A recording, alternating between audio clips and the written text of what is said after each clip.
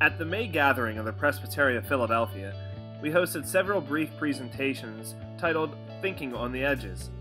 These talks explored how various church leaders are being used as transforming agents in their congregations and communities, leading from the edges of innovation and possibility. The edges of ministry creativity look different for all of us. Hear now what the edges of church ministry look like as Reverend Leah Miller, pastor of the Anchor Presbyterian Church, and Reverend Doug Hoglund, pastor of Woodside Presbyterian Church, reflect on empowering new church leadership through inventive congregational partnership. Before he left the Anchor Presbyterian Church in May 2013, the Reverend Doug Forsberg stated, quote, "Presbytery's goal is to see us thrive. We may need to advocate for something unconventional." So Anchor was struggling. It was burdened with a mortgage, with building problems, with declining attendance, participation, and giving. While the church needed more than a part-time pastor to turn things around, it could not even afford the minimum for a full-time pastor. The solution was a partnership between Woodside Church, the church I serve, and the Anchor Church. The two congregations knew each other through their collaboration in the churches left the building. Anchor would be coached by Woodside staff on how to start small groups, how to improve worship services, how to welcome visitors, strengthen stewardship, share the good news, and participate in mission. The key, though, to the effectiveness of this model would be a full-time person on site to implement these plans. So when I first presented the idea to the elders of Anchor, I didn't even have a person in mind. Then the Lord opened my eyes to somebody who was right in the Woodside community, Leah Miller. Leah had been a missionary. She was a first responder to the Haitian earthquake before she went to attend Princeton Seminary. Now, after graduation, Leah still had 2 years in the preparation process before ordination. When I asked Leah out for coffee to present the idea to her, she thought I was asking her to help out with Vacation Bible School. Oh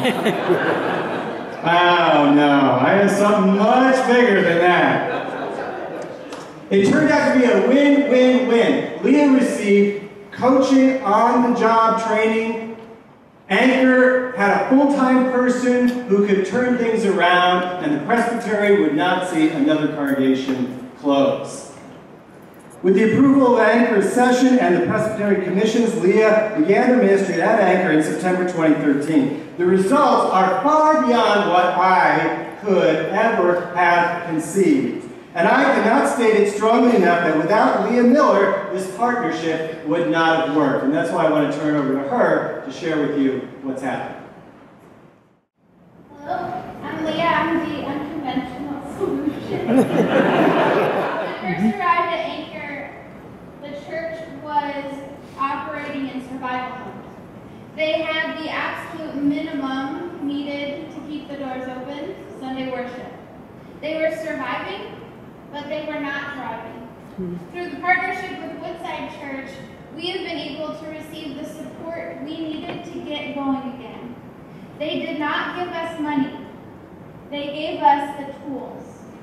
Our finances don't allow us yet to buy curriculum, so Woodside has shared their materials with us, which has allowed for the creation of small groups and youth groups. We now have 7 small groups that meet regularly for Bible study, and they participate in mission together.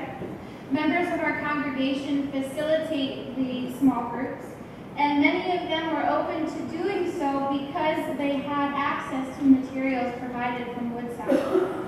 Our youth group meets on 2 different evenings. We offer a slightly different approach on each evening. On Tuesdays, we meet at a coffee shop for Bible study and discussion. It's a bit more mature for the older kids. And we also offer a Thursday evening youth group that is the traditional approach to youth ministry.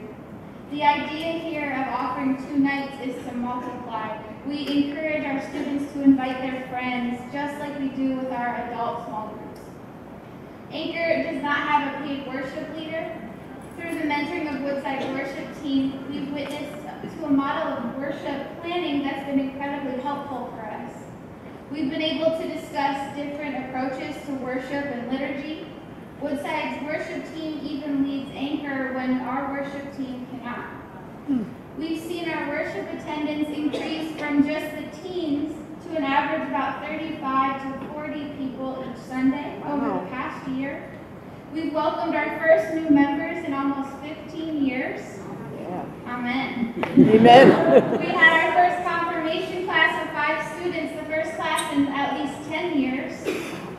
Our pledge giving has increased over the last 2 budgeted years, allowing our finances to go from the red to the black. And more importantly, our community is learning the spiritual discipline of tithing. When I first arrived, members were disappointed that mission was the first thing that was cut when finances were tight. Mission, therefore, became the first thing that we focused on. The most difficult battle we faced was getting our congregation to stop operating in survival mode. We don't want to simply exist, just to be. Our goal is to get out of the building, to get beyond ourselves, and to serve our community. We don't need a huge budget to go and serve God. We just need servant hearts. With this in mind, over the past year and a half, we've been able to renew our commitment to mission in our community and have mission opportunities for both youth and adults to serve in the United States and in the Dominican Republic.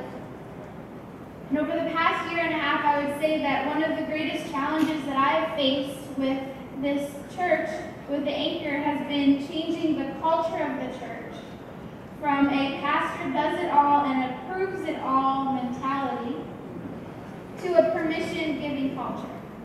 This is basically, if you think it will make disciples and build God's kingdom and you're willing to facilitate, go for it. This change allows more ministry to happen because it's not reliant on just one person. Amen. We're open to trying new things. We're not afraid to fail. And our community comes alongside with each new idea and gives it a try. And most importantly, what I've seen over this last year and a half is that there is an increased desire within our members and our community to grow deeper in their relationship with Christ, and they have a renewed sense of enthusiasm to serve God.